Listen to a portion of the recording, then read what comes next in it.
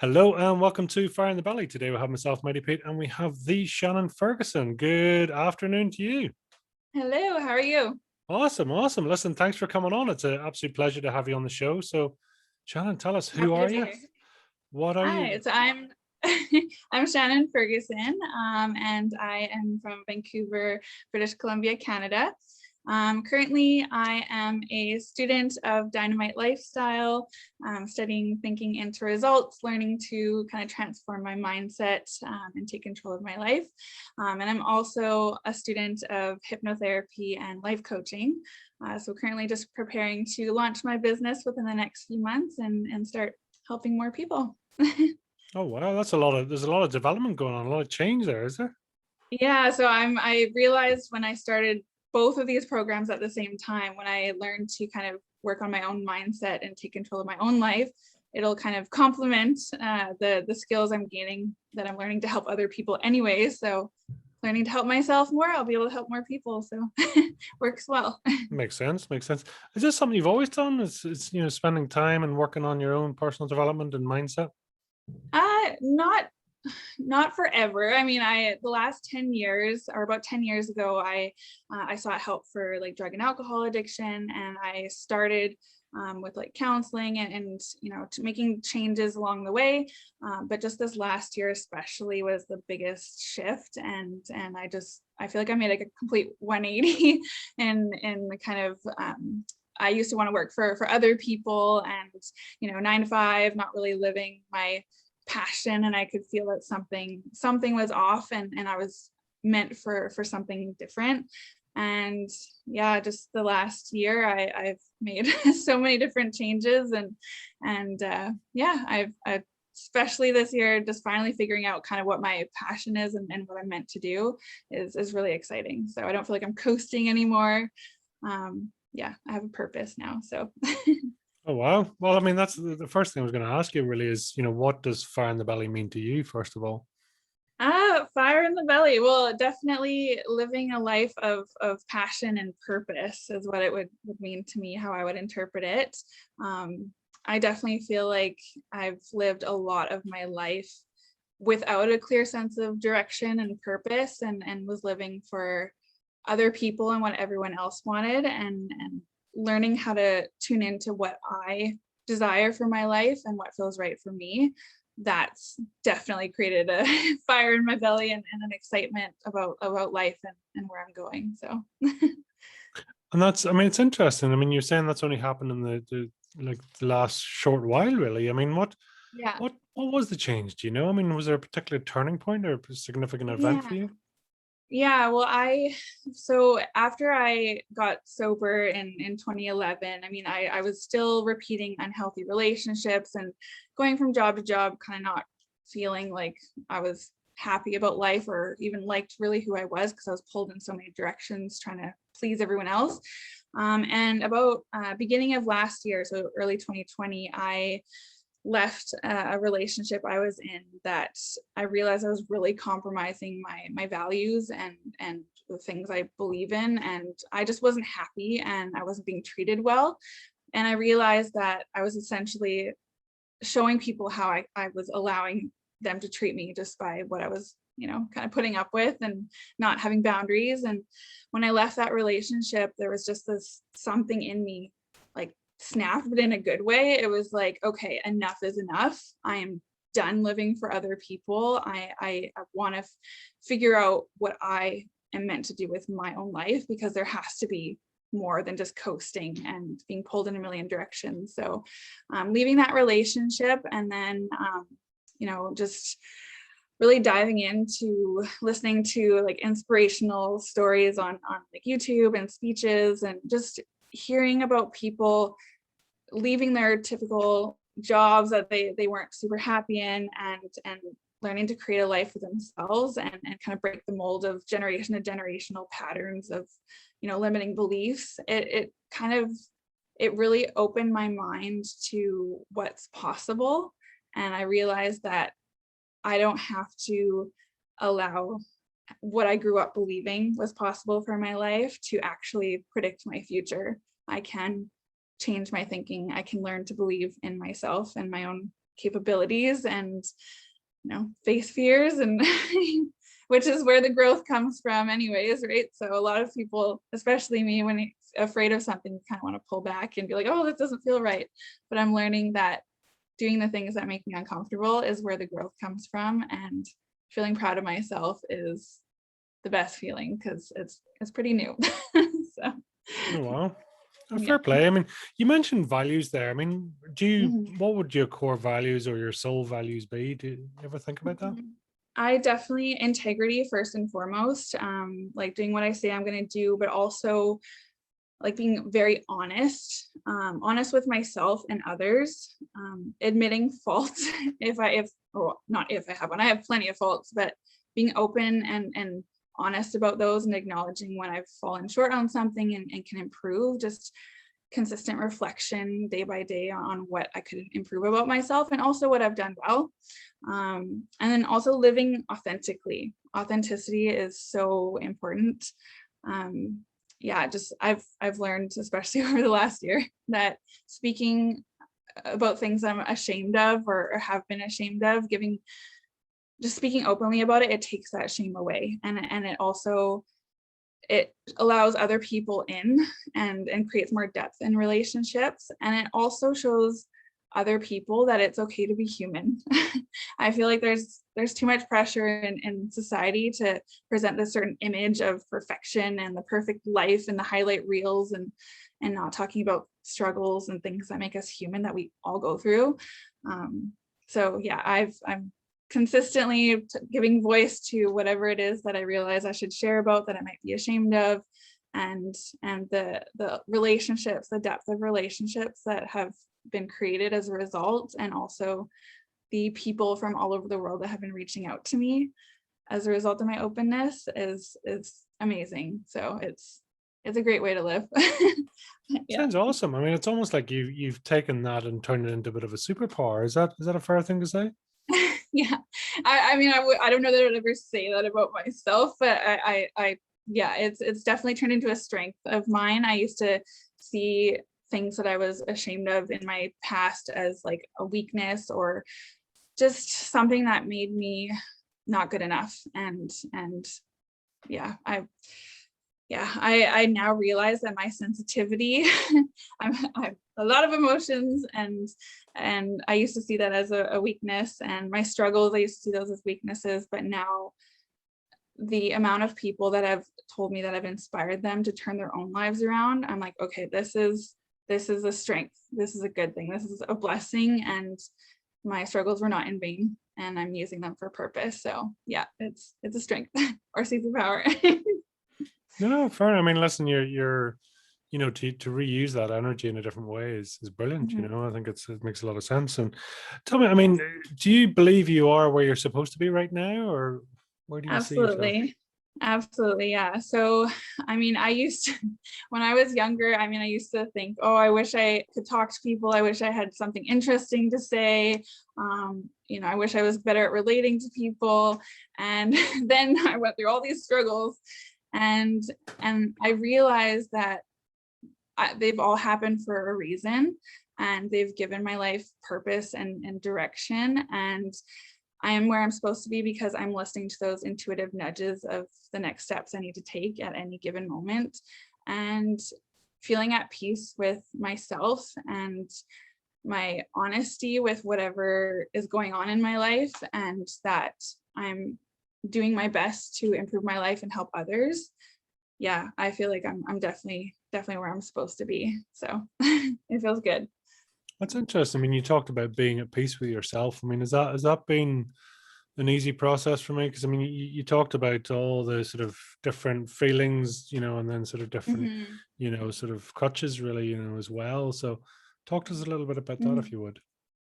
Yeah, so definitely over the last year, when I decided to make these changes, it's been one thing at a time that's been revealed to me that I needed to remove from my life, whether it be like a person that doesn't, isn't the best kind of person for me to be around, or it's like unhealthy eating. I was addicted to nicotine gum for 9 years, gambling, like all these things. And it's just like one thing at a time that is coming to my awareness. And I'm like, okay, this is the next thing to work on. This is the next thing to work on.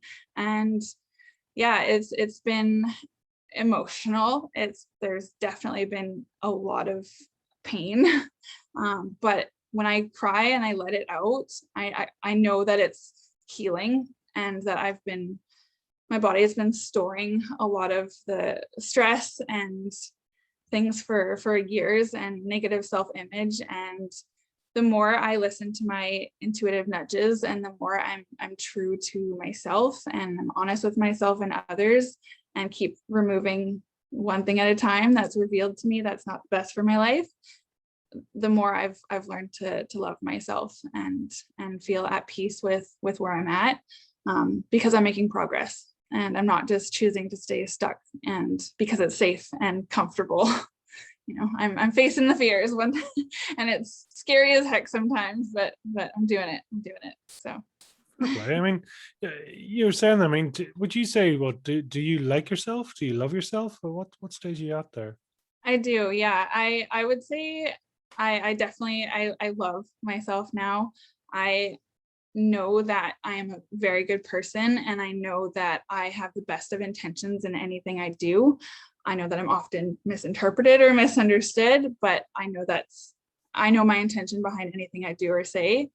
And I love that I care so much about others, and I'm using my own struggles to help other people, and rather than just kind of keeping it to myself. And sharing about it is scary sometimes, but yeah, the more things I do that scare me, the more proud of myself I become, and the more I love who I am. So I couldn't have always said that, though. I spent most of my life not liking who I was, so this is a nice change. I mean, through your life, I mean, have you been this person before, if that makes sense, in terms of your values, who you are today, and that sort of alignment? I mean, were you ever that as a child, or do you think this is almost you finding you for the first time? You've closed the gap. Yeah, I mean, I grew up very religious. I'm more spiritual now, but I never really, until the last while, learned to think for myself. I was told to be this way or be this way, and just don't upset anyone and always worry about everyone else. And yeah, I never really knew I could think for myself and choose to do what felt right for me. So I wouldn't really say that I've always been this way. I've always been like I think a kind-hearted person underneath all of the turmoil and addictions and everything. But yeah, it's just, I've now learned to love myself because I'm doing what my intuition tells me to do. I'm not bearing it with all the substances, trying to escape from my life, or hanging around the wrong people that don't treat me well because I think I deserve it, and all that kind of stuff. So yeah, it's pretty new. I mean, are you clear how the sort of substances did serve you? Because I mean, generally we do things that serve us. Unfortunately, sometimes not always good for us, but it does serve us in some way. Are you clear on that? Yeah, I mean, when I started drinking, I was 14, and I mean, I had struggled with so much social anxiety, or just anxiety in general. I could barely leave my house and walk a block down the road to go to the corner store to grab something, because I was worried what everyone driving by was thinking of me. Like, it was that debilitating. And my family would just be like, "Oh, get over it," And when I started drinking, like, I skipped school one day with this girl from school and hung out with these older men, and they gave me alcohol for the first time. And the shyness and anxiety that I had, that had been so debilitating, that my family didn't seem to understand, or they didn't really think was real, or it was all made up in my head. When I had alcohol, I felt free, and I felt like I was laughing, and I hadn't laughed in so long, and it quickly became this thing that I just needed all the time, and I just wanted to escape. And yeah, it helped me be comfortable around people, but it wasn't like a real comfort around people, because when I wasn't drinking and I'd still be hanging out with those people, I was back to being awkward. So I didn't really learn to be comfortable around people until I actually went to rehab and lived with 19 women. And, you learn to talk to people when you're living in a house with 19 women who aren't doing any substances or drinking. So, but yeah, it was definitely to escape and numb out and yeah, just not feel as much, because I'm a very feeling person, as I mentioned. So kind of numbing those out was kind of nice at the time. It's interesting. I mean, your language is very kinesthetic. It's very feeling. I'm very feeling. Yeah. That's all over. Is that always been the case, do you think? Yeah. I mean, I'm very much like my dad in that way. Actually, my sister too. We're very feeling, emotional, sensitive people. And yeah, I actually learned about that in my hypnotherapy classes I'm taking too. And I was like, oh yeah, I'm definitely a very kinesthetic person. Yeah. That's great, because it's interesting, because you talked about intuition there as well, and they often go hand in hand, sort of Yeah. intuitive and feeling, which is great. So I mean, is intuition, does that play a big part in your life? Very much so. I actually learned this recently too, because it very much relates or resonated with me. What I heard is that your you can make a conscious your heart or your intuition will give you a nudge, and then about 5 seconds later is when the logical mind will start like rationalizing and trying to talk you out of it. I'm like, oh, that's so true, because when I just act like that on that impulse, that nudge, that's when the good things, that's when I make the right choice. So I've learned to listen to that. So because I know when I don't is when bad things happen. So. Yeah, I sort of find following the right nudge is always an interesting Yeah. way.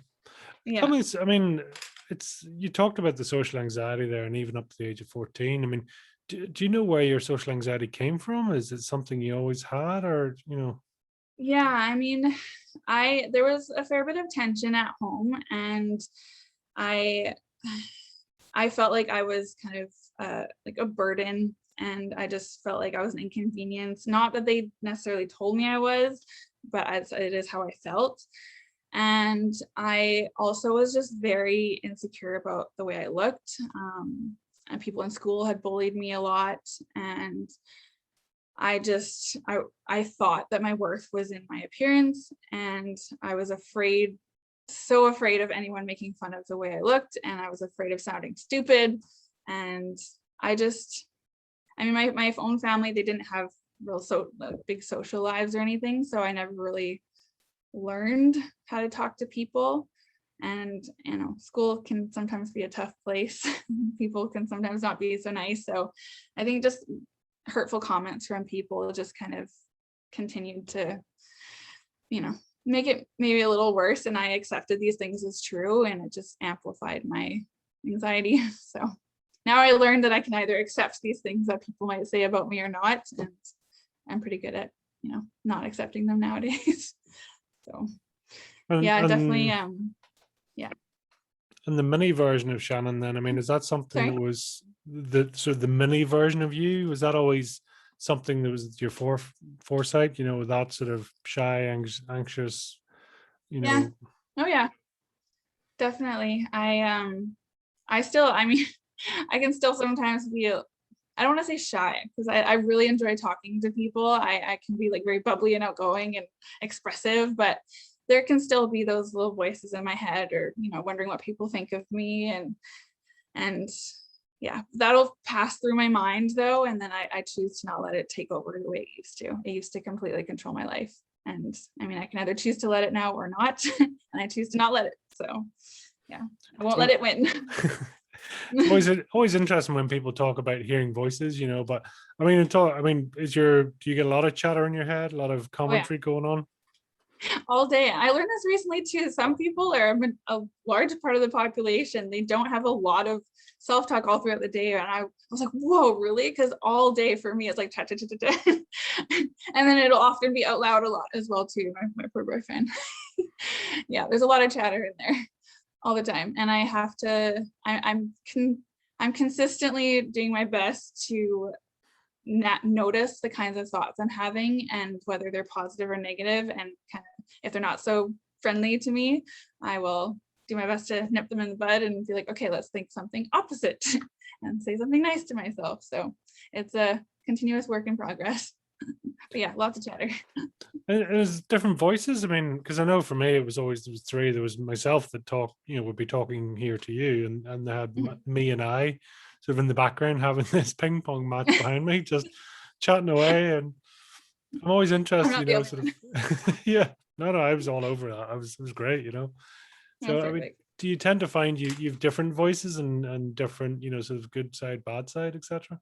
Yeah, well, I would say especially now that I'm learning to think differently. So there's the previous thought patterns, and then there's the newer stuff that I'm learning. And then sometimes we'll be like competing with each other of like what's real and what's not. And I'll admit, definitely working through changing my thought patterns to be more positive and see my potential and speak nicely to myself.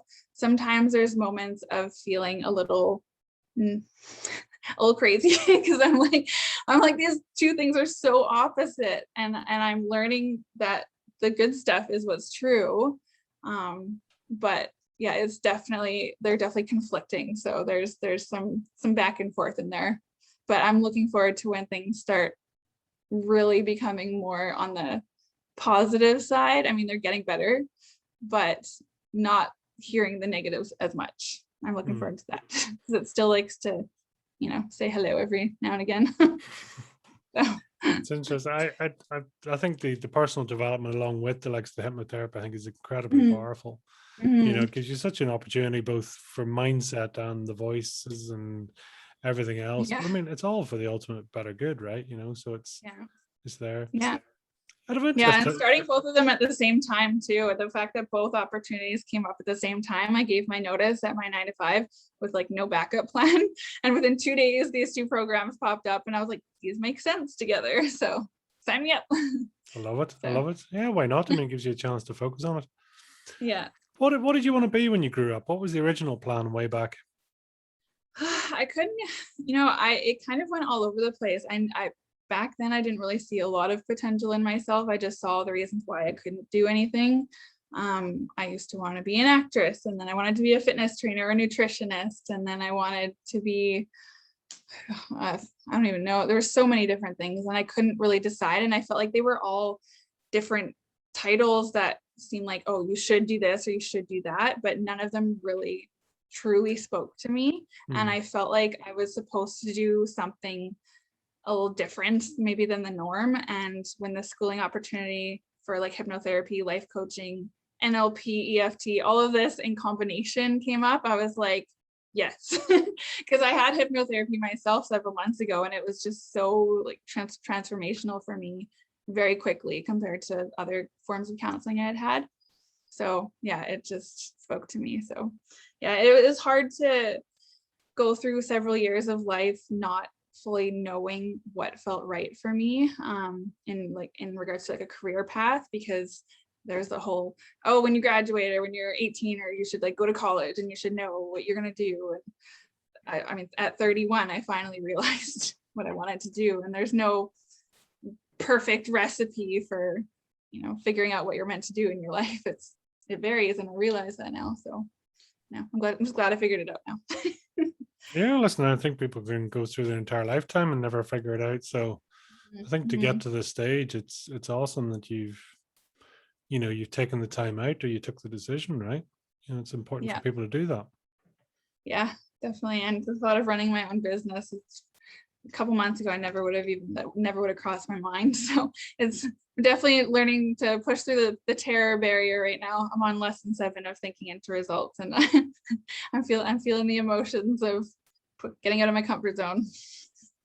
Well, that's it. Well, for anyone that's listening, I mean, really, sort of thinking in the results, it's a Bob Proctor Gallagher program, and it's incredibly powerful. It's great. Yeah, So it's well, I love that. Really sort of finding, in sort of investigating and then really sort of interrogating yourself. I think it's such a powerful thing to do. yeah.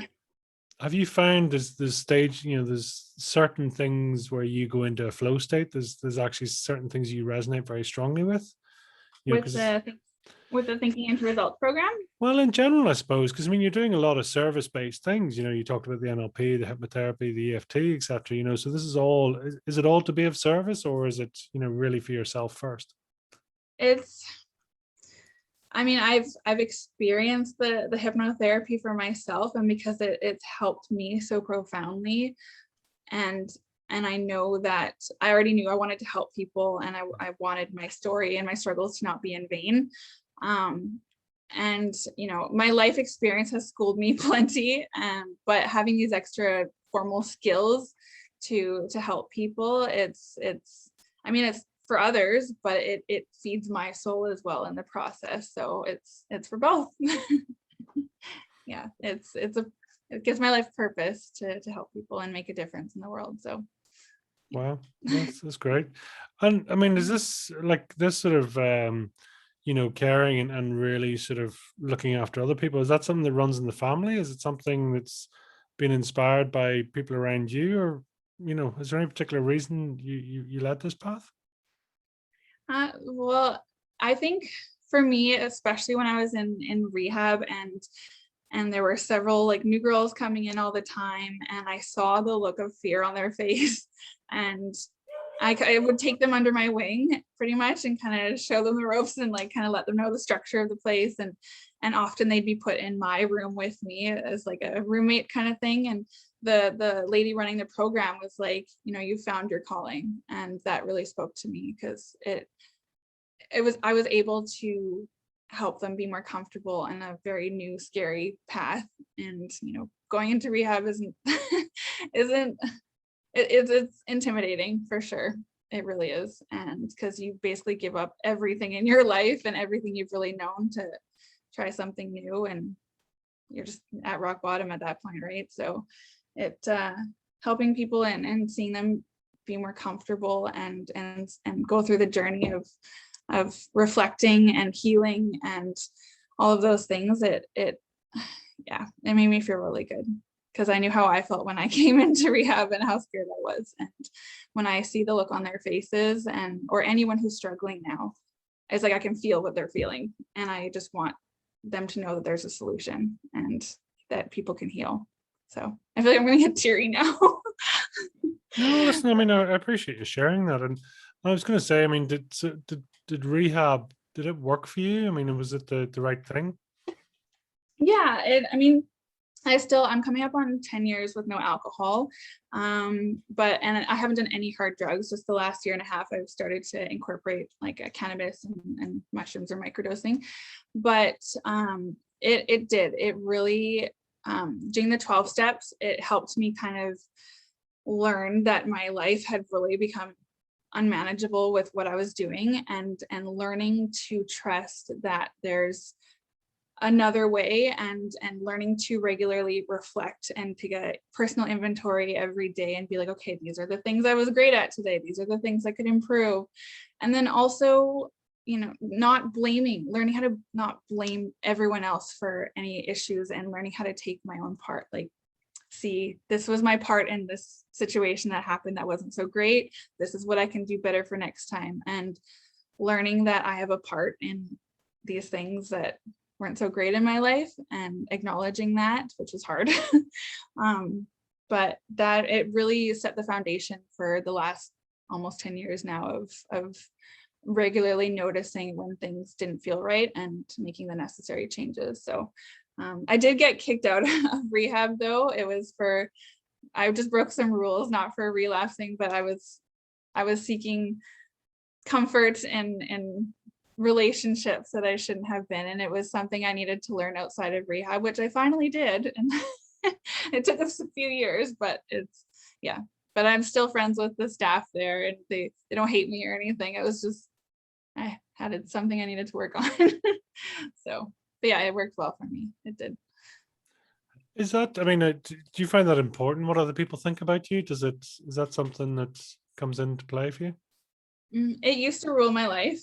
But I would say maybe 6 months ago, actually, I realized that I can't remember exactly what it was. I just knew that I was so unhappy and not being able to please everyone, because everyone has different things that they wanted from me or expectations.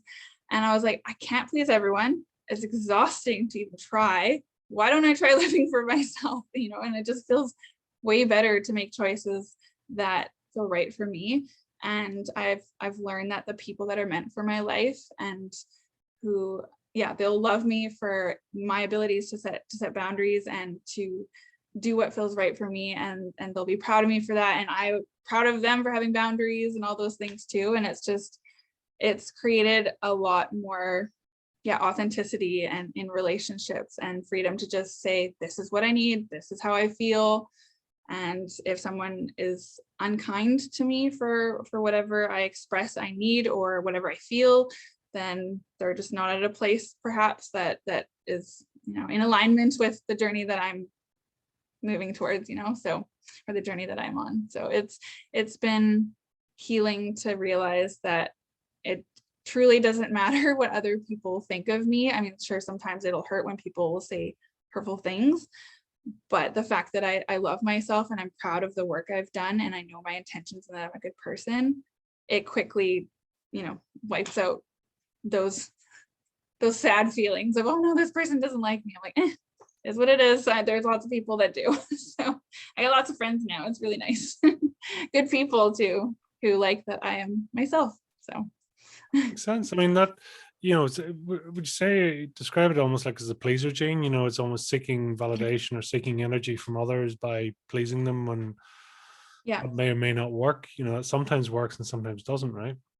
Yeah. I mean, I kind of learned it from my parents. They were very much like, in anything you do, be aware of what other people would think, or don't be rude, or be aware of how other people are feeling, or be polite, and all those kinds of things. And they're, you know, it's good to be polite and mindful of other people, but if it takes over your entire life, it's I feel like it's a recipe for unhappiness, to be honest, and unfulfillment. So yeah, because essentially we'll kind of ignore that inner voice of what we need and feel like, oh, we should just ignore what we want or what feels right to us to make everyone else happy. And yeah, it doesn't make me feel good to keep living that way, so I'm not. If you were to go back and be able to sort of have a chat with yourself, your younger self, what would you say? I mean, to that 14-year-old or even younger? Oh goodness. Okay, I think the waterworks might start. I did record a letter to myself video a while back and I bawled by, so I would tell her that she's worthy, and that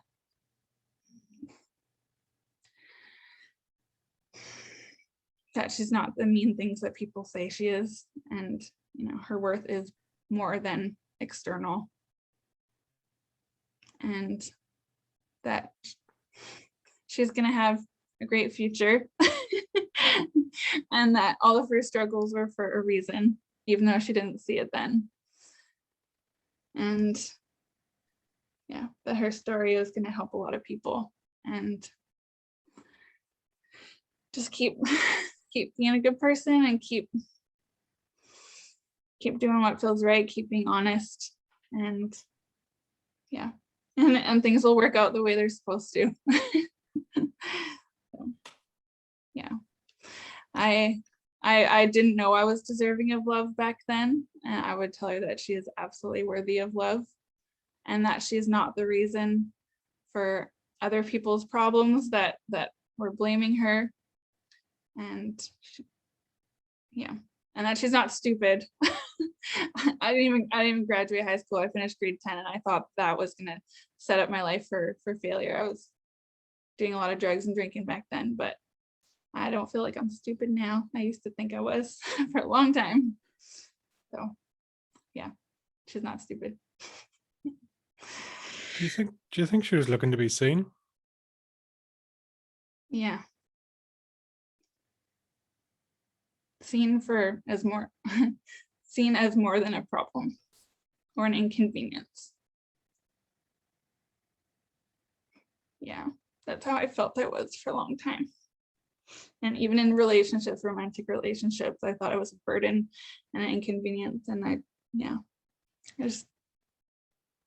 didn't even know, like, I just accepted all of those things as true. And I don't even know what I would have wanted to be seen for, other than just actually cared for and loved and spoken nicely to. Yeah.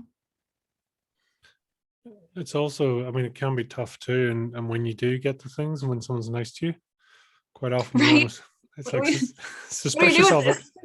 Yeah, it's like this can't be real. Oh, there's hidden motives, or they're really thinking other things than what they're saying. This can't be true. Oh yeah. Even I mean, a couple healthier men that were in my life a few years back, like I just pushed them away because I didn't know what to do with it. I just sabotage, right? And yeah, I didn't feel worthy, or I just didn't believe that it was like real. And yeah, I was still very much ashamed of my past. And yeah, I it's nice now though, because the relationship I'm in now, we got all the hard conversation out of the way. Everything, like anything that people would consider taboo or off limits, like we did all the things that people are like, oh, don't talk about that early on, but neither of us wanted to waste each other's time, and we asked all the hard stuff, and it's created such a foundation of complete transparency and honesty. And anything that comes up that's hard to talk about, or that maybe for most, it's like automatic, okay, we're going to talk about this. And yeah, it's just nice to be doing things differently and know that I accept him for everything he's done in his life, and he accepts me and has never shamed me once. Mm. And I'm not ashamed of my past anymore either, but just to be with somebody who is healthy and willing to communicate too, and sees me for more than just the external, is nice. So I'm not pushing this one away. I'm keeping this one. I love it. I mean, it's, as you say, I mean, there's a congruency there, isn't there, really, that it's alignment of the inner you and the outer you, you know, is, and that in itself is very powerful. Mm-hmm. Definitely, yeah. Just learning to be true to myself and love myself. I've been able to realize that I'm worthy of love and love others in a healthier way. And even my cat, like I've never felt so much love for an animal. I just feel this overwhelming love for so many things now, beyond what I've ever thought was possible. Like now I understand the movies. Like the crying happiness. I feel it all now. But I mean, like, the movies are portray a more perfect image than what reality is, but I'm still able to feel all those mushy feelings along with all of the little bumps in the road. So I mean, I feel I have to ask, I mean, are you a pretty crier or are you an ugly crier? I have a video on YouTube. If anyone wants to check it out, you can let me know that. But some people were saying that I'm a pretty crier. I mean, I don't really try to, I just let it out. And I know that cortisol comes out in your tears when I learn this. Now I just tell everybody this, and I just let it out however it wants to. So it's not an all, and it's probably not so pretty, but it comes out. And then I feel better afterwards. So the smile after and the glowing eyes, that's the pretty, I guess. And that, do you feel each time, I mean, that process of almost that letting go, or that sort of, releasing those emotions, do you find that's useful for you? Is that serve you?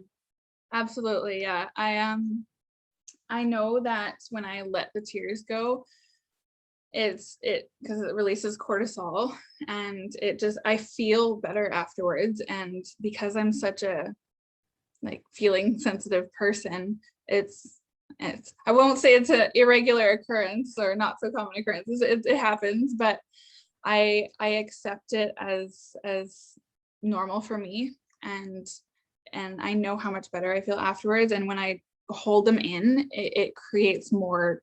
I can feel the tension, or it stores it in my body. And sometimes when I do certain yoga routines, there's tension, emotional tension stores in different parts of the body. So when I do certain stretches, sometimes for no reason other than I feel like I need to let out some emotion, I will, because the body's letting it go, and it's healing. And if you hold it in, it's harmful. So how I let it out is through crying.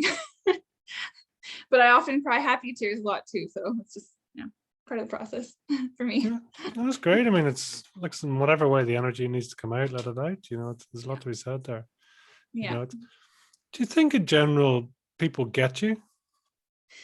No, I don't. I've had it, actually. I had a prophetess speak to me once too, and she was like, she didn't know anything about me other than my name, and she was like, people misunderstand you so often, but you have such a good heart. And I never said anything to her other than my name.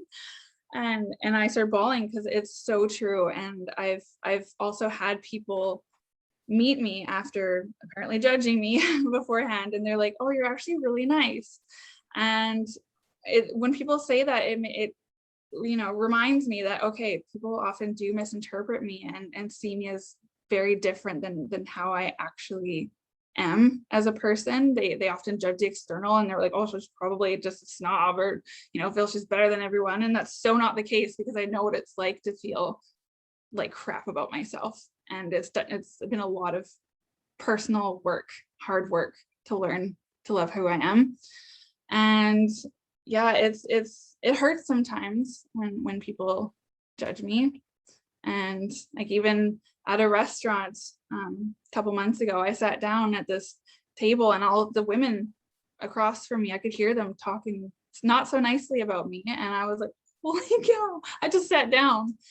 So it hurts, but I mean, it says more about, if people want to talk not so nicely about me, it does say more about where they're at and how they're feeling, but it still hurts sometimes. So yeah, but I know who I am. I know I'm a good person, and I know I want to just, share love and be kind to everybody. And if people decide to judge or happen to misinterpret, it is what it is. I can't convince everyone the type of person I am. They'll view me through their own lens or filter of whatever they're going through in their life, and it is what it is. So yeah, I've learned that now. I mean, did you understand why people judge you, or even back to being a child, why people were bullying you? Does it make any sense or logic to you?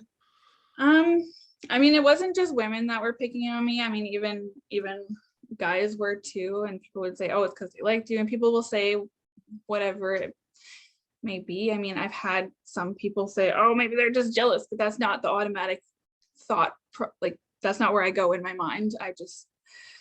And yeah, I know that a lot of people will, like, they go through different things in life, and sometimes it makes people temporarily feel better to put someone else down or talk trash. And yeah, it just is. I've been in points in my life too where I wasn't feeling so good, and I have had times of not speaking very nicely about others as well. I can admit that, and I know where I was at those times. So if I choose to look at it that way, I can perhaps understand maybe where they're coming from. But yeah, it happens, and it's just part of life, part of being very active on social media too.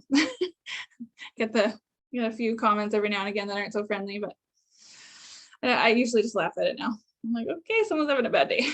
So I'm not gonna let it ruin mine. You find that, do you attract a lot of negative attention online, or is it what's your sort of perception of it? Yeah, beforehand, I would say more so, because a lot of it was when I thought my worth was tied into external. I was very much I was very out there with some of the things I would wear or not wear, and I a lot of people would say hurtful things and put me down and judge me. But now when people put me down, the other day I shared a very vulnerable video of me talking and sharing something I had been ashamed of, that I felt I wanted to bring to the world and share about. And somebody was like, nobody cares what you have to say. They only follow you because you look good. And I was like, okay. And I went to their page anyways, and it was all like alcohol and cigars and everything. I was like, okay, there you go. But I'm not getting as much negative attention now. But sometimes people will, try and put me down about little things I'm sharing about because they feel like it. But usually now it's a lot more positive. People saying I inspire them, or that I've given voice to something that they had been struggling with, that they had felt alone with. So when I changed the types of posts and messages, once I learned to feel more proud of myself and who I am, and learn to love myself, my style of post changed, and the types of comments and messages I'm getting a lot more from women too, which is great. A lot of very deep conversations with women, not just guys hitting on me. So it's very different now. So yeah. Are you proud of yourself? I mean, what's sort of been a really sort of proud moment for you? Is there anything that stands out? Yeah, well, definitely recently when I posted a video about my choice to incorporate cannabis and mushrooms or microdosing into my life. I had been in so much shame for about a year and a half, and it was creating a lot of turmoil within and contributing to bouts of depression and feeling like maybe I was a phony, because I had like sober on my profile. It was clean and sober, then I went to sober, and now it's like alcohol free. But when I decided to share about it, and I was shaking in that video, and my chest went so red, I was terrified, but I did it. And the response I got, even from people in the recovery community, was actually really surprising. And I realized that I had created this entire scenario in my head of the type of response I would get, and it was hindering me from really feeling like I was moving forward and being completely authentic. And if I want to teach people to help people learn to be authentic to who they are, I feel like I need to do that myself and practice what I preach. And sharing that live, or not live, but sharing that on Instagram and Facebook and social media and YouTube, it was very vulnerable for me, but I did it, and I was so proud of myself for that. And that just opened up so many doors for me, and people being like, wow, like, all these interviews and everything, it's been great. And people in recovery that have reached out to me saying that they had decided to incorporate the same things but had been very ashamed to talk about it as well. They thanked me for having the courage to share. So yeah, I'm proud of that. I mean, I'm proud of the fact that I left my 9 to 5 and gave my notice with no backup plan and just had faith that something that was meant for me would come, and it did. And yeah, just facing my fears. I mean, quitting alcohol however many years ago and being terrified of living in a house with 19 other women. That was scary. That was very scary. But I did it. So yeah, I keep just doing things that I feel like I'm supposed to do, and I'm proud of myself for that. Yeah. I was going to say, what was your takeaway from sharing that? I mean, what did you learn about yourself? For about the mushrooms and that one. What did I learn about myself? I mean, I learned that, well, it was another kind of reinforcement of how good it feels to just completely live for myself and do what feels right for me, and not live thinking my identity was this label of sobriety or recovery. And I learned that my openness, especially with that and how afraid I was, it inspired other people to share openly and start conversations with me too, and let go of their own shame. And I realized that the more I talk openly about things that I'm afraid of, the better I feel, but the more it inspires other people to do the same, because there's so much pressure to be, have that perfect image and, live worrying what everyone else thinks. And if I can help anyone live for themselves and let go of the fear of judgment as much as possible, then yeah, it's worth it. So I'll keep pushing through the fears. Well, fair play to you. I mean, even for this, and speaking so freely and openly, I mean, there's a lot to be said for that, and just letting it out, and sort of, yeah, being open and honest. It doesn't always happen. So I mean, I applaud you for that. Thank you. You know, Thank you. It feels know. good. It was freeing for me. I felt like I could sleep great that night afterwards. I was like, oh, okay. I'm not hiding nothing anymore. Yeah. And then if anything ever comes up that I feel like I need to share about, then I will do it. If I can do that, I can do anything. So What was so daunting or so? I can't remember your words. What you were saying about but sharing a house with 19 other women. oh, well, I mean, a lot of them had, well, I mean, I was also extremely like anxious and socially awkward at that time, didn't know how to talk to anyone without alcohol. But having the structure of everything that we're supposed to do in a day, and also living with a lot of women who maybe not everyone, including myself, didn't know how to express their anger or emotions in the best way. We were all used to numbing them out. And yeah, and then all of us working through our struggles in life, like doing written work, doing the 12 steps, and going through this emotional journey of healing and reflection, and lots of crying, not just with me. That was scary. It was just a lot to dive into my own struggles and past and things that I had buried, and along with everyone else who was having it. Also, I gained some friendships through it as well, and to know that we were all in it together in a way too. So but yeah, having a structure of like, gotta get up at this time, gotta eat at this time, gotta do your chores, gotta do your laundry on this day, and it was very strict, and there were a lot of rules, and like you couldn't go out and not be arm's reach from someone else, and it was just, yeah. Oh, and I got my makeup taken away from me after a couple weeks there too, because they realized I was using it as a mask, as a crutch to, I was just, yeah, it was a mask, and I wanted to leave. I thought no one would like me. And going to meetings like AA and NA meetings with like a couple hundred people, that was scary. But when I realized people still wanted to talk to me, and I didn't leave rehab when they took my makeup away, and I wanted to, that helped me realize, okay, like people don't just like me for, that. So it was nice, but it was scary. But I saved some money on all the makeup products, so that's for sure. I used to wear a lot more back then. Fair play. Is control a big thing for you? I mean, sort of what I'm hearing is a little bit about, having your set routine, your structure and all that. And when that's sort of taken away from you, that's sort of quite difficult. Yeah, well, having someone else make all the rules, and yeah, I mean, perhaps it kind of brought me back to some of my upbringing too, which was, it was a little strict sometimes, for sure. I wouldn't say I'm so much about control now. Like I like doing what feels right for me now. So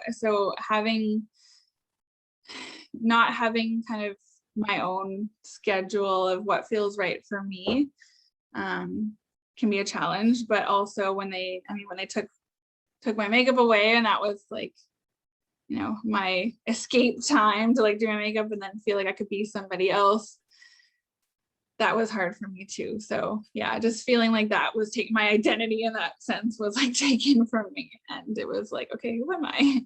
But now I post all the time without makeup and record videos without makeup. As soon as the moment of inspiration strikes, I just like, okay, record.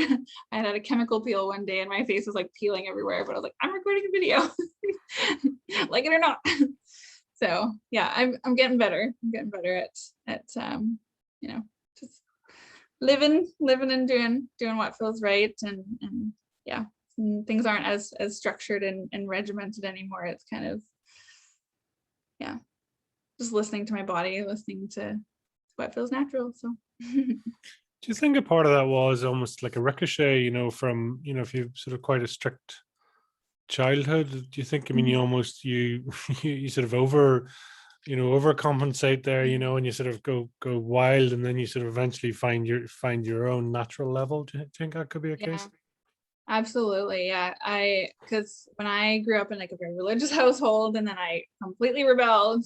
So that was me kind of like fighting for my own thing for a while. And yeah, definitely. And then eating disorder too for a while there. Like that was a sense of control and over exercising. And yeah, I would definitely say it was kind of like a sheer rebellion for years of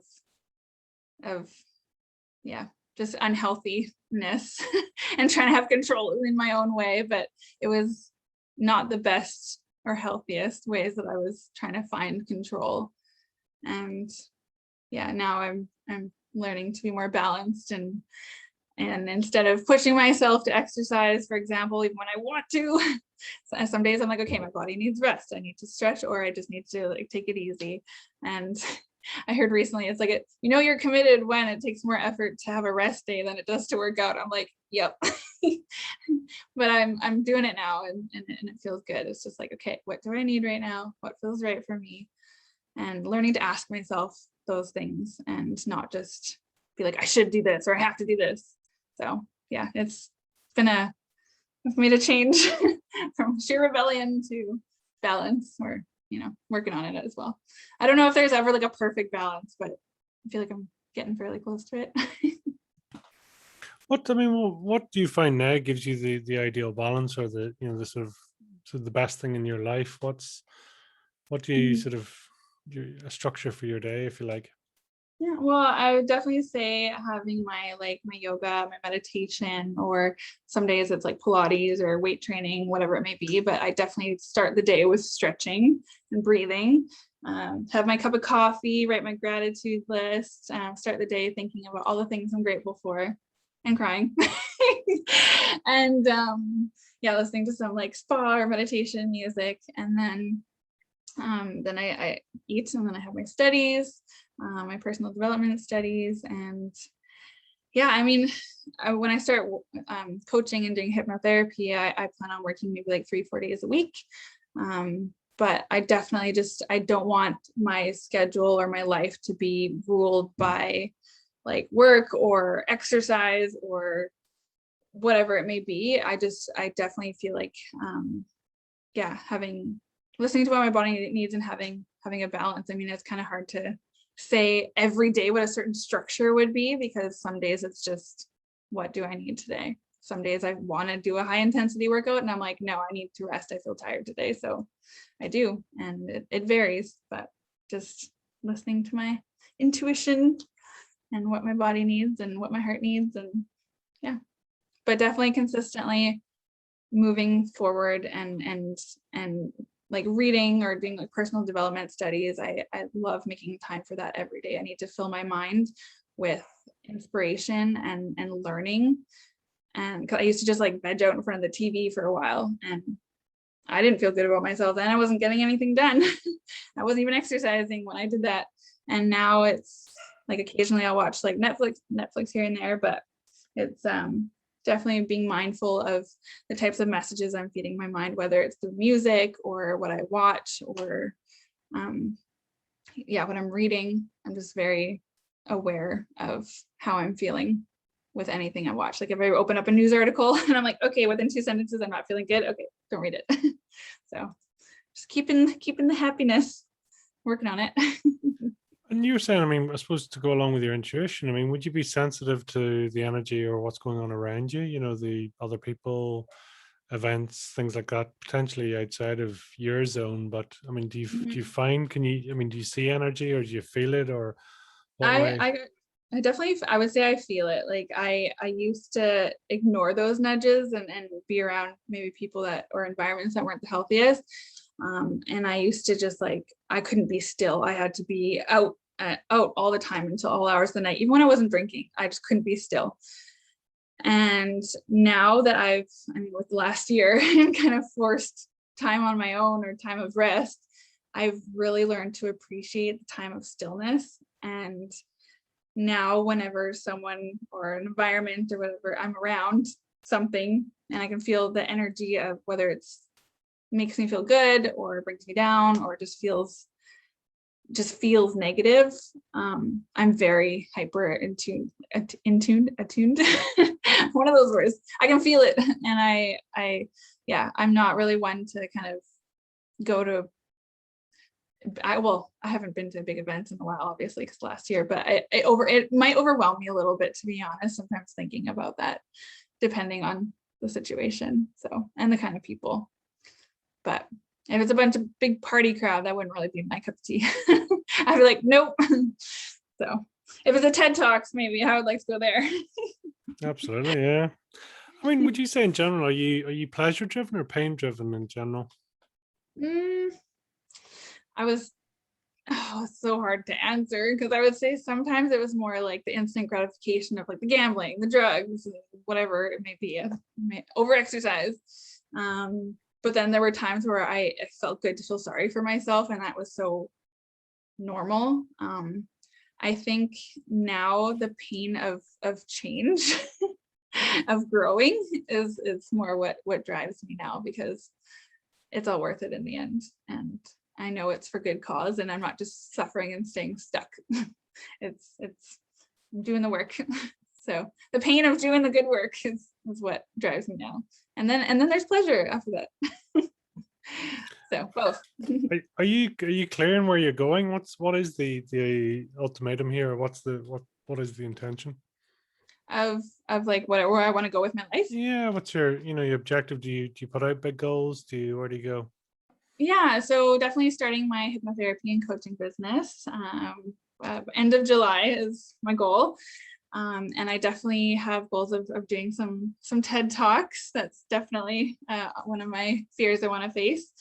And yeah, just launching my business. I want to write a book, or I've also had people or somebody who's a movie writer reach out to me and wanted to hear about my life. So I definitely, I'll know the exact path and next steps to take as they're shown to me, but I definitely know that I want my story and my message to reach as many people as possible, because I feel like it'll make a difference in people's lives. Not saying it out of like, I'm amazing, but like, no, if I can go from feeling that awful about myself and wanting to like die and having all these addictions and everything, and go from that to feeling like living true to who I am and true to what feels right for me, and sharing a message of hope that anyone can turn their life around, like that's my main goal. And if I can just reach more and more people,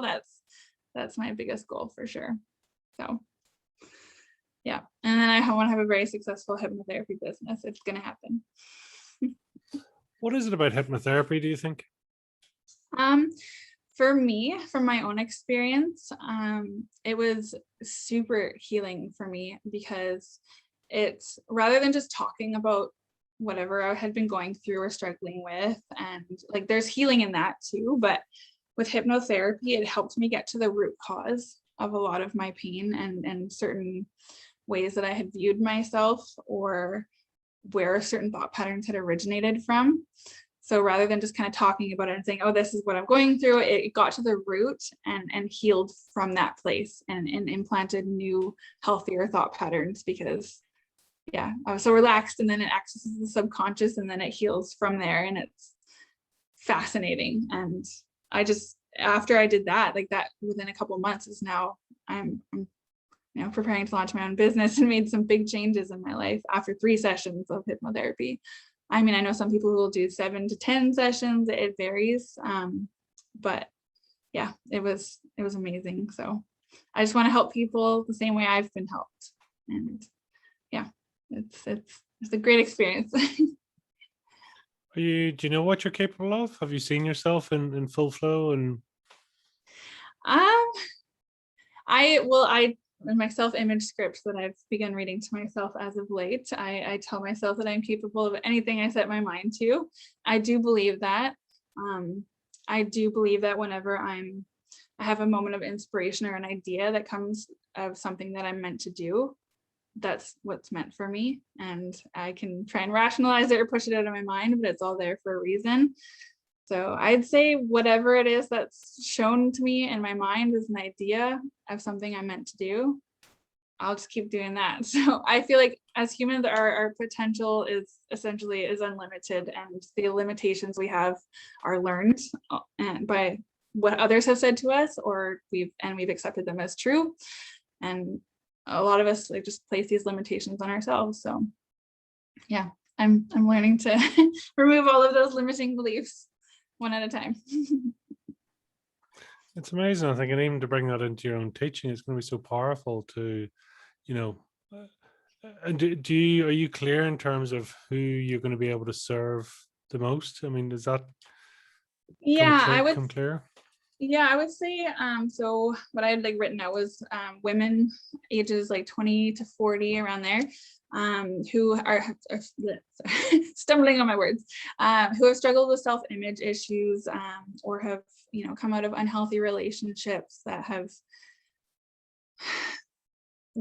hurt them, and learning to believe that they are worth more, and learning to figure out what it is that they want out of life, because so many of us women, even men, but women would be my niche,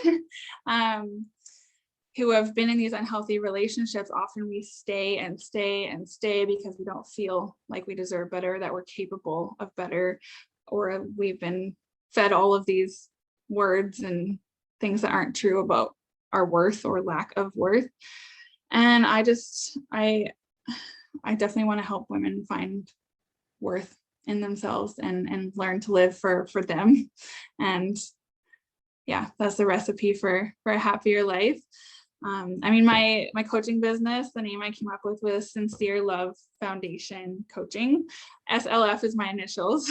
So, and I definitely believe that sincere love is the foundation of all healing, whether that's sincere love for yourself and being able to show it to others. And I also want to create a foundation of like a community of people who show sincere love to each other, even men, and are true and free, and they express themselves and they support each other through whatever it is that they need. There's different divisions. I have a big plan in place, but yeah, I definitely want to help mainly women ages 20 to 40 with self-image. And hold on, I had written it down, all of it. Yeah, so poor self-image, unhealthy relationships, abuse or trauma for sure. And I want to encourage people to be open, honest, and become their true, authentic selves, and break free from everyone else who told them they need to be, or who everyone else told them they need to be, and experience life the way they were meant to. So that's what I wrote. That's what I want to do. A word that sort of comes up a lot for you is worth, and I find that very fascinating. Can you describe what it means to you now, worth? Worth. That's a loaded question. I used to identify myself as worth less, so I had no good to offer the world or anyone. I had no value, and definitely, yeah, learning my worth was learning that I have value. I have, like, what I have to say matters, and my feelings are valid, and I was put on this earth for a reason. We all were, and learning to believe that, and tapping into my purpose in life, and living from that mindset of having a purpose and having meaning and having something to say and something good to offer the world. Yeah, that's what that means to me. So I've experienced both feelings. So it's funny, isn't it, to see the two extremes, as you say, the worth less to the, you know, to the full worth. I mean, is worth connected to love for you, or is it in a different? So worth is connected to self-love for me. Definitely, because as I learned to love myself, I learned that I have worth. I was able to see that I have purpose, I have meaning, that I deserve to be loved and deserve to be in the world. And I wouldn't say experiencing love from others is what gives me worth. I don't need to experience love anymore from others to think I have a sense of worth. I mean, it's nice to feel love from others, but I would say having or knowing my worth allows me to give love more freely to others because I'm able to give it to myself. So whereas when I felt worthless, I didn't know how to express love really towards myself or to anyone else. It was very much like a need, like I can't lose this person, or, you know, it was very much from a sense of lack. So yeah. I mean, to think it's interesting there, because do you think is that where sort of the addictions and things come in, is where you almost you displace love, or you know, you sort of scratch the itch with something externally? Definitely. Well, I'm drinking alcohol or doing some of the hard drugs I did, they gave me like a boost of confidence. Obviously not real confidence, and it only lasted a few hours, but it was an escape, and it was a way to experience what I thought was happiness. And yeah, it was, yeah, I don't really, I don't know how else to explain it.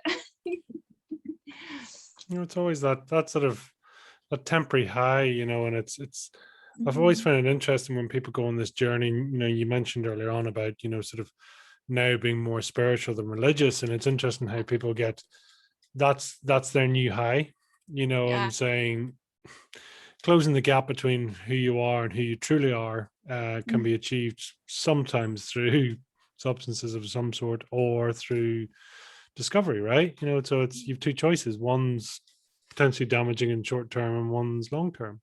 Do you Yeah, agree I with mean, that? it was, yeah, it, well, definitely. I mean, it was just a way of escaping what I knew to be true at the time, and escaping the regular feelings of day-to-day life, and my negative self-talk. And it was a way to have some happier feelings, but it wasn't healthy. I mean, yeah, I didn't look healthy back then. I didn't feel healthy back then, but at least I temporarily felt somewhat happy.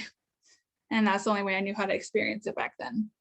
So it's much better now. Man, I laugh a lot now. I love funny movies, and I just laugh hysterically at everything now. It's so nice to just feel such a range of feelings because I'm not numbing myself out with substances. It's just plant medicine is good, but substances, no. Or the hard stuff, no. What's a funny movie for then? What's your go-tos? I well, actually, just recently, believe it or not, and that's not a movie. I just watched the full thing of like Friends, and I watched Modern Family, and I watched We Are the Millers is a really great one with Jennifer Aniston, and I can't remember the guy's name, but that movie just cracks me up. Oh, it makes me laugh so hard. What else? I watched Liar Liar recently too. That's a classic. I laughed so hard at that movie. And like I say to my boyfriend, because he's so calm too, I'm like, are you like, do you think this is funny? Are you laughing? He's like, yeah, it's funny, but he's so like calm, whereas I'm just hysterically laughing at everything. I'm like, okay, as long as you're enjoying it. I just express it all now. But it feels good. It feels good to have those like belly ab workout laughs that I've never experienced until like this last year, like so consistently. It's a great thing. Nice to feel. And I think I'm able to appreciate it so much now because of the contrast from where I've come from. So I appreciate the contrast now. What would be the nicest thing somebody could say to you? The nicest thing someone could say to me, you gave me hope. That would be the nicest thing someone can say. And you showed me it's possible to change. And now I want to change my life. And I'm going to change my life. Anything along those lines. Before it used to be external. And sure, it's nice to be appreciated for external, but that doesn't make me who I am. And I'm meant for, my worth is beyond just the external. And I feel fulfilled when I'm able to help people and help them see their potential and what they're capable of. So Is there an element you think you sort of continue to help yourself? It's like I would, helping others also helps you. Is there too? yeah, I would definitely say so. It's maybe like healing for me because it's like anytime I see anyone in those not so healthy relationships or feeling hopeless or like they have no meaning to their life or no purpose, when I am able to, when they share this with me, which is often, which is really nice, I appreciate it.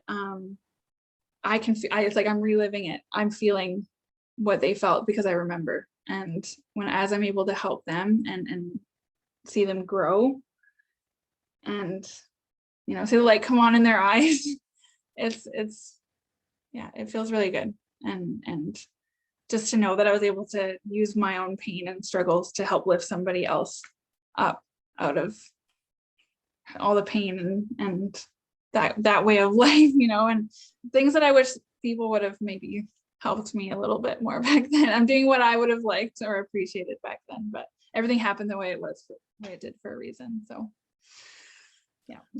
How How dark and how bad do you think it got for you in hindsight? Well, I would say I had a few suicide attempts and a few drug overdoses, and I was escorting, and I was in some very dangerous places with men who treated me like garbage. And yeah, it was dark. I mean, I just didn't want to live anymore, but I was scared of dying. I was scared, yet I tried a couple times. It didn't work.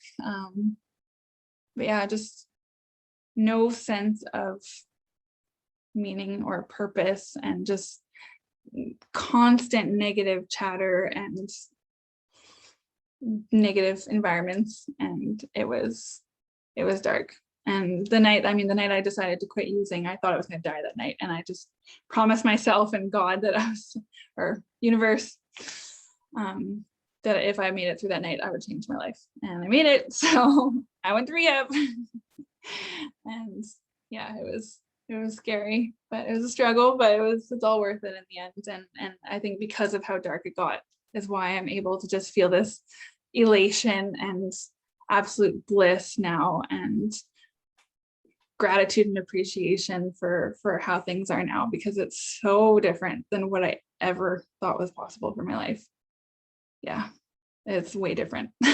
I'm just glad I stuck around and that all my other attempts didn't work. I'm glad I got to experience life the way I do now. Okay, I'm gonna cry. It's amazing, isn't it? I mean, there's an expression I particularly like, and it's like, to see the light, you sometimes have to see the dark, and it's from your darkest hour can come, the point of change. It can come, and that's what comes across, and when you talk about that decision, that choice, that enough. Yeah, enough. I was like, like something popped in my head when I was like looking in the mirror and like picking at my face, and I thought I was gonna die. And and then all of a sudden, when I saw it in my eyes, I made eye contact with myself, and I was like, what the heck am I doing with my life? What am I doing to myself? And all of a sudden this thought came in, was like, you're not going to reach your fullest potential if you continue doing this, if you continue living this way. And I was like, I don't even know where that came from, because it's not even something I would have ever thought before. I don't even know what my potential was. But I heard it, I felt it, and yeah, I made that promise if I made it through. And yeah, I mean, now anytime I go through, I have like sometimes dark weeks at a time, or a dark few days, but I know now that that's leading to another breakthrough, or there's a reason why I'm feeling that way. And as soon as I discover what it is, and I take the action necessary to heal that or make that change or whatever, that's when it's like another breakthrough, another shift in my life, another moment of growth. And I now know there's always a light at the end of that tunnel. It's not a never ending bout of depression. It's I'm feeling that way for a reason, and I recognize it. And I'm like, okay, what is it that's bugging me right now? Okay, I figured it out. Okay, let's do that. And then I feel good. But sometimes it takes a few days, sometimes it takes a week, but I'm learning that it's just part of that process of continuous growth and improving my life. So And you mentioned religion versus spirituality. I mean, and spirituality has almost come up there. I mean, do you feel that it's connected? Are you guided, or what way do you? yeah, what do you feel? yeah, absolutely. I mean, I grew up very, like I said, very religious, and it was very much like, oh, go to church, go read this many chapters every day, do this, do that, memorize this verse. And it felt to me, it didn't feel like there was a real relationship there. It felt like I was being told to, and I had to, or else, from my own experience. And as I've learned to kind of tune it, listen to that intuition, and I know that that nudge is there. It's any of these ideas that are coming to me, they're not automatically in my mind, they're being shown to me. And now that I'm learning to listen, and not just like let fear hold me back, I keep good experiences and opportunities keep happening. And I mean, I'm not saying my life is perfect and rosy and sunshine all the time, but it's a lot better than it was. And I I definitely believe that everything happens for a reason, and that as long as I keep listening to that intuition, I'll keep being guided down the right path. Because like I said earlier, when I ignore it is when things that aren't so great happen. And then I'm like, oh, I should have done that. Should have done something else. So yeah, definitely feel guided. Yeah. I was guided that night when I decided to quit. Like something told me that I would never reach my potential, and I heard that, and it wasn't from me. So yes. Well, I mean, have you had sort of heroes or inspirational people in your life that really stood out? Inspirational people. I would say like my favorite, like I would say celebrity, at least, that's inspired me greatly is Oprah. Because of like her coming from such darkness and people not believing in her, to creating like a name for herself but using it for good, and having those hard conversations with people, and getting them to talk about all sorts of things. And yeah, I would say Oprah for sure. I mean, I used to watch her talk show even when I was in my addiction. I would watch her talk show every day. And yeah, I would say Oprah is a big one for me. Trying to think. I mean, I didn't really have relationships or people that I was close with for years until lately. I couldn't even really keep a close relationship or have any like mentors or anything like that. I had a counselor when I was in school. I left my normal high school, went to like a learning center, and I had a counselor there who I would hardly even do my schoolwork. I would just be living in her office, just talking to her all the time.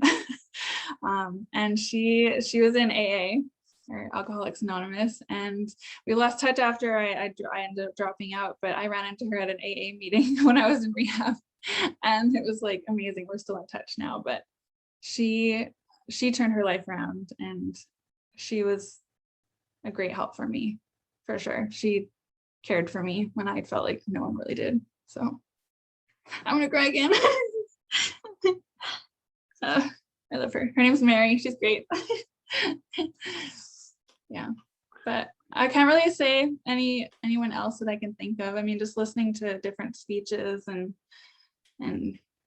online, and seeing that people turn their lives around, reading books and stories of people turning their life around. And yeah. It ties in with hope, doesn't it? You know, that sort of Yeah. aspiration of hope for people, and you know, no matter Yeah, where no, you are. yeah, knowing that change is possible, right? Yeah. Mm. It's knowing that I don't have to stay stuck where I was, and it's up to me, and I can't just like blame. Like, sure, some people have done some hurtful things, but if I take responsibility for my own life rather than relying or expecting everyone else to do it for me, I take power, like I take control of my life, and you know, it's my life. And yeah, it feels good. And I want to do that for others. So. What's been something that's been really hard for you to face? Something that's been hard for me to face. I would say my relationships with my family. I mean, they vary. They change, especially now that I'm on a different path now. I feel like they wanted me to do better, but I sometimes feel like the dynamics have shifted so quickly, because I'm no longer just like feeling sorry for myself. I'm taking action, and now I want to like help others. And I feel like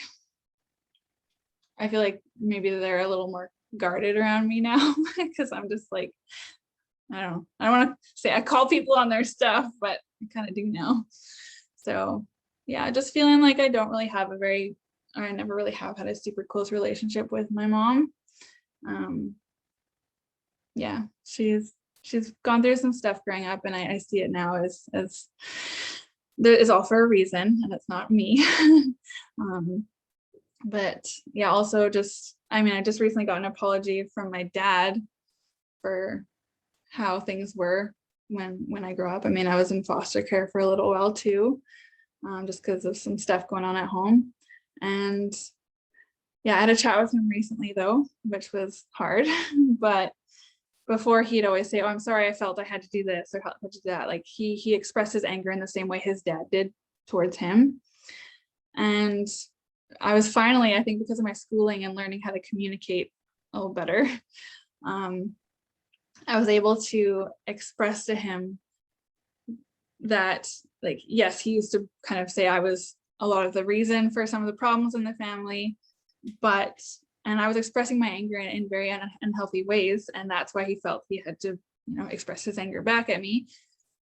But I said to him, I said, Dad, like, where did you think I learned to express my anger from back then? And I said, I was hearing it, I was witnessing it, I could sense the tension before I even started expressing my anger. And so when I ate part in a lot of what I had learned growing up, I finally got an apology from him, which I never thought I would get, because no matter how many other times I explained it to him before, he just couldn't see that, and what was done wasn't really okay. But like, he's a great man. He's taught me a lot of I'm very sensitive. I think I get it very much from him, and I'm also had a bad temper, which is very much like him. So he taught me a lot of good things. But yeah, I think facing that or having that conversation was hard, because it brought up some stuff. I mean, I was having some flashbacks of some stuff, but yeah, there's definitely been some healing in the family. But then also, like, one of my siblings is going through some of his own struggles and doesn't really want to talk too much to me right now, because I won't just be around people who will talk about the problem and not focus any energy on solutions. And I used to be that way too, and I can understand. It's so hard for me now, especially because I want to help people so much, to just like be like, oh, okay, yeah, and just like can participate in that conversation. So right now it's, the relationships are kind of all over the place right now, so that's hard for me, but I'm gonna keep doing what I'm doing, and everything will work out the way it's meant to. So yeah, my sister and I talk a lot though, so that's great. I was going to say, obviously, being through everything you've been through, I mean, when there's people are there sort of to help themselves or to change, I mean, do you struggle to see that other people that maybe need to change or could change don't? Yeah. Oh yeah. Well, yeah, because I mean, I see how I was in a lot of those people, and I don't want to, like I said, I don't want to participate in I feel like almost if I participate in the conversation by like agreeing with them or not pointing out any solutions, essentially, like for family and stuff, or people in my life, I feel like I'm almost enabling it, or just I feel like I should say something if I know a possible solution, because I don't feel like a lot of good comes from, like, it's great to vent, but I don't feel like dwelling and saying I can't do this because, and I can't do this because, and just focusing on all the limitations that we've decided unconsciously or unconsciously that we have. I feel like I'm doing something wrong if I don't say the truth. And a lot of people don't like that so much now that I've turned into this version of myself, but I'm not going to filter myself or bite my tongue if I feel like there's a solution that's needed to be heard. So yeah, and it's hard. It's hard to speak up and try and be the voice of reason, but not everyone likes me for it, and it's part of the process, part of the journey. So I'm getting thicker skin. It's quite the flip though, isn't it, really? I mean, someone who was socially anxious and cared what other people think, to sort of go and now don't really care. In fact, if anything, it almost seems to slightly fuel you. It's like you might have an opinion on how, and that's not right, but yeah, I mean, it's a big change. It's a big change from being scared of what everyone would think and biting my tongue because I was afraid I'd sound stupid, or that what I had to say wouldn't matter, or it's just, yeah, just worrying what everyone thought about me constantly was keeping me quiet. And now that I've worked through so many things and I feel like I have some experience and solutions or resources or whatever it may be, yeah, I feel like I'm doing people an injustice if I don't say something. And if they choose to see it as me trying to attack them, even when my tone behind it usually is really, I do my best to have a great tone. I'm not always perfect. But I feel like I'm doing an injustice if I bite my tongue and just continue letting them spend all their energy focusing on the problem rather than the solution. And I'm very conscious of where I'm spending my own energy now and what kind of mindset I have and what I'm focusing on and how that affects my results in life. And if like, I feel like I'd be doing something wrong if I don't share that with people. It's like, it's a solution. Let me share it. So it's hard sometimes, but I'm gonna keep doing what feels right. So I'm not perfect, but Yeah, it's powerful. I mean, that's the thing is, do what's right for you and lean into it, make the most of it. yeah, definitely. Thomas, what's a guilty pleasure for you? Ooh, guilty pleasure. Chocolate. Chips and chocolate. Some evenings. Which chips or chocolate? Which one? Oh, do I have to choose? It depends. Okay, I would say savory is probably my most favorite then. Okay. Chips. Occasionally I like chocolate after dinner, but chips, like if I just recently had a chat with my boyfriend, I'm like, stop putting those on the shelf, stop buying them, because if they're there, I will know and I will see them out of the corner of my eye, or as soon as I see them, I'm like, during the movies, mindless eating sometimes. But I'm getting better at that now. I had a chat with him. We're gonna try and not have them in the house nearly as often. Definitely not as much at a time. If we get any, it's gonna be one bag, not the half the store. Sometimes you gotta stock up, or so I thought, but no, Yeah, there's more there. I'm gonna eat more. Pandemics, Armageddon, whatever. Right? Gotta stock up on the chips, the important stuff. Yeah, I now realize if there's more there, I won't be conscious of how much I'm eating. I'll just have way too much because I know there's plenty there. So yeah. And leisure and pleasure for you, what does that look like? Sorry, leisure? Leisure and pleasure.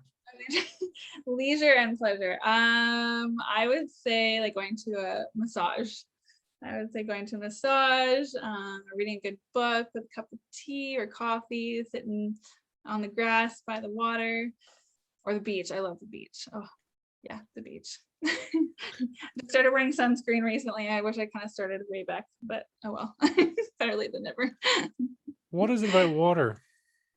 It's healing. Oh, just the sound of it and like the waves and it feels like so nice to walk along the shore and feel the waves coming up. And yeah, it's very soothing. Even at night, I put on the sound of rain to help me sleep. I love water.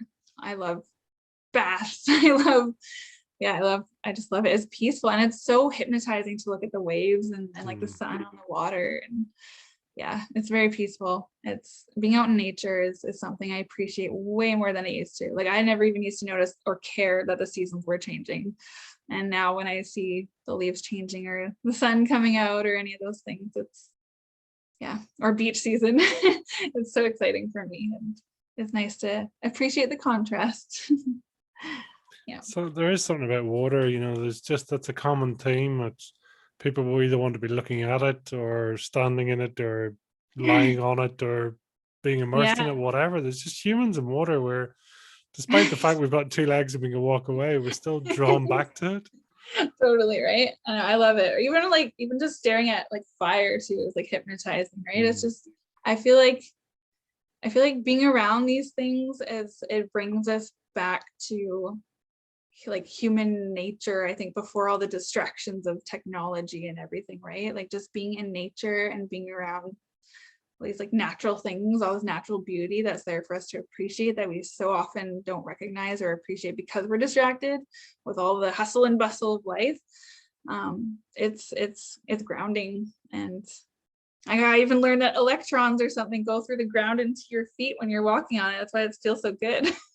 Like that makes so much sense. Grounding. Yeah. Connecting and discharging. Yeah, absolutely. Yeah. I'm full of random bits of information that excite me. Well, what's a random talent that you have that not many people know about? Random talent. Well, if I say writing poetry, that would be obvious because people know that I love writing. I used to play the flute a fair bit.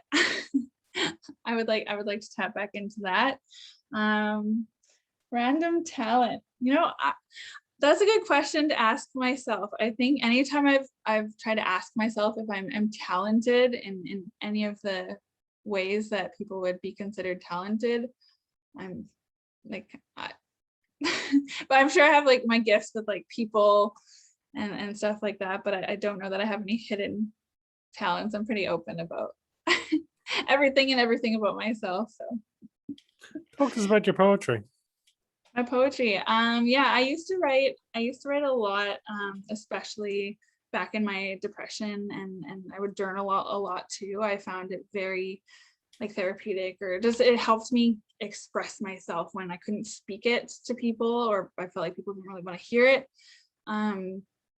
I would write, and it was like my safe space to express myself. And a lot of it back then was very dark. But more recently, it's been for more inspirational and uplifting stuff about like transforming my life. And yeah, I write about that kind of stuff now. It's not just dark, depressed stuff like it used to be. So that's good. I think more people would enjoy it now. And you mentioned maybe a book in time. What would it be on, you know? I think it would be more of like an autobiography, to be honest. I think autobiography, and maybe the movie would tie into that. So yeah, I'm currently networking with people who are have the right resources and everything to help make this a reality. So fingers crossed it'll come soon. Who would play you? Sorry? Who would play you? Who would play me? Oh, that's a good question. Gosh. I love Julia Roberts, but she's my favorite. I love her, and Erin Brockovich is my favorite movie character ever. Who would play me though? I don't know. I actually don't know. That's a good question. Thank you for helping me ask myself that. That's better get on that. That's it. You got to visualize it and see who's there, so you can Definitely power up the imagination. Yeah. So tell me this: if you were to describe your fire in the belly in 1 or 2 words, what would they be?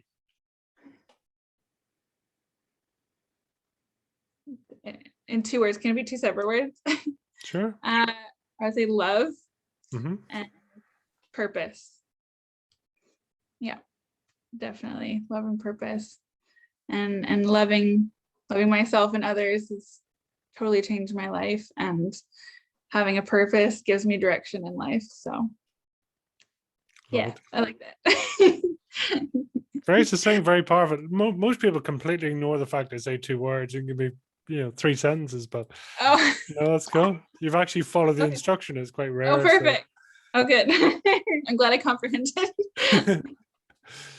Tell me this: where can people find out more, reach you, stalk you, hunt you down, follow you, all the usual social media ways? Yeah, so everyone can stalk me or hunt me down on Shannon _Leanne XO, or that's on Instagram. Or I also have my coaching page, soon to be launched business. So that is Sincere Love Foundation Coaching. If you write Sincere Love Foundation or something, it should come up a lot faster. Yeah, and then I have my YouTube channel is Shannon Leanne. Brilliant. And I have lots of videos on there about my personal development journey. Wow, fantastic. Yeah. Is there a message you'd like to leave the audience?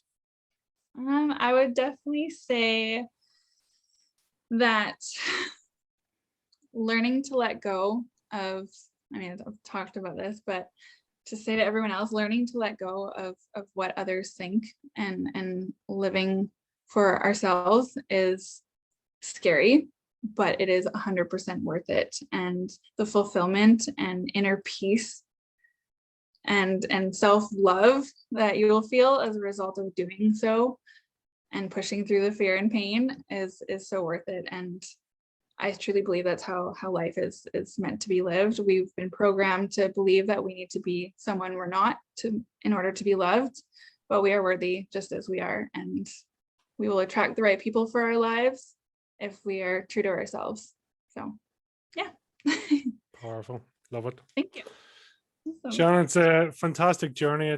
Listen, there's so much there, and I'm delighted you've come on today to share so much of it, and I appreciate your openness and honesty there as well.